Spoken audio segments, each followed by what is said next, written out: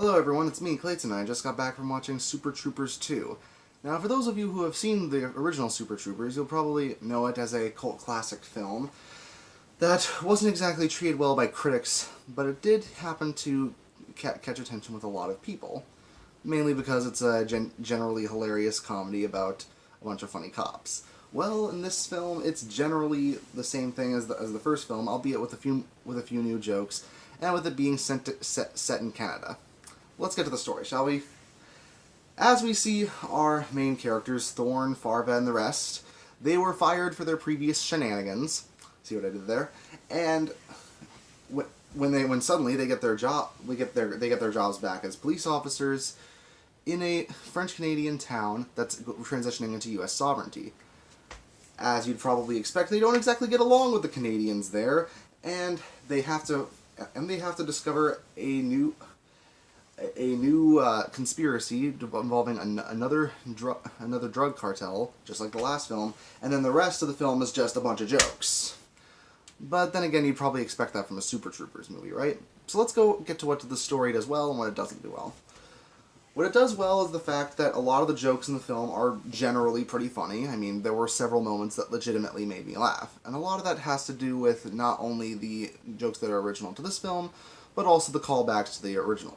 The callbacks aren't excessive, but there are a few to the more memorable jokes in the first film. Like there's a bit with Shenanigans again. There's a callback to the cat game from the original film. And heck, even some of the actors who only had bit parts in the first film are back for this one.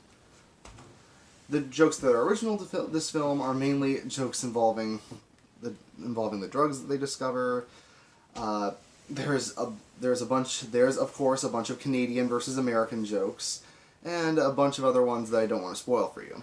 But let's just say the humor in this film is generally pretty solid, like the first film, and it comes less from the jokes themselves and more the delivery by these actors.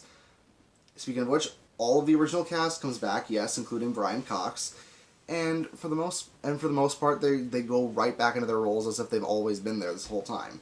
You won't even realize that it's been over a decade since the last Super Troopers film, because even though some of them do look a little older, obviously, they pretty much transition right back into their characters like they never left. So that's good. The problems are the fact that this film's plot is pretty similar to the first film. That's not to say that the first film had too much story, as in the story was very minimalistic, and most of the film was just centered on making you laugh, as a good comedy should. This film has a little more plot to it, and it tries to tackle a message of the U.S. versus Canada situation, but let's just say it handles its comedy way better than it does a message.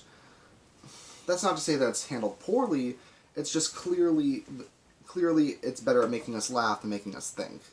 But that's okay, because that's what we expect from these guys.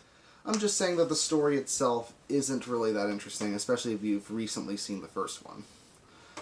Though I will admit the effects in this film receive a significant upgrade, and the opening scene is generally a good way to set the tone for the remainder of the film, and there are even reappearances by certain celebrity cameos, including Linda Carter.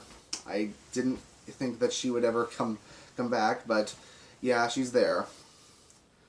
Now, the significant upgrades to this film are generally pretty visible. The effects are better. There's music. There's a lot of music in certain scenes. There's several cool and funny transitions. Though I do think a few of the jokes do fall flat, the majority of them do not.